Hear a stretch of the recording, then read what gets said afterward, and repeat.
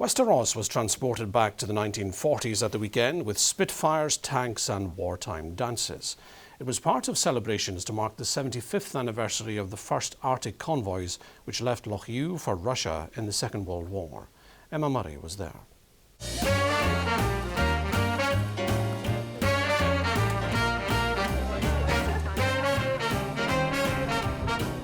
More than 1,800 people descended on the shores of Loch Ewe this weekend to remember the dangerous Arctic convoy missions undertaken in the Second World War. Veterans were the stars of the show, and for the first time Russian veterans and ships were invited to the celebrations. Hurrah! Hurrah! Hurrah! When you talk to these veterans and you realise, we are losing them at a great rate of knots, and their stories, when you hear them, they stay with you forever. It will be a tragedy if those tales are lost. We went through this Cold War period and the two nations drifted apart, except for the veterans. They never forgot each other. They still consider themselves brothers in arms.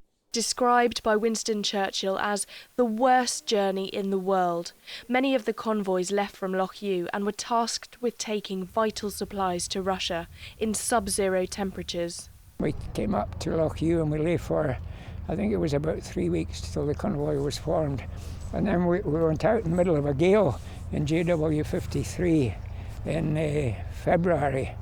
And the weather got worse and worse and worse. And we got up past Iceland, it developed into a hurricane. And we lost 5 merchant ships, were so badly damaged, with the weather, they had to leave us. Those undertaking this dangerous mission were only granted full campaign medals in 2013, and the Russian Arctic Convoy project is working to protect and enhance their legacy, opening a new exhibit in Alt Bay dedicated to their endeavours. This festival is bringing together people of all ages to remember the heroic deeds with men facing the harshest of conditions. 75 years on, they're finally celebrating their legacy. And they're having a good time doing it too.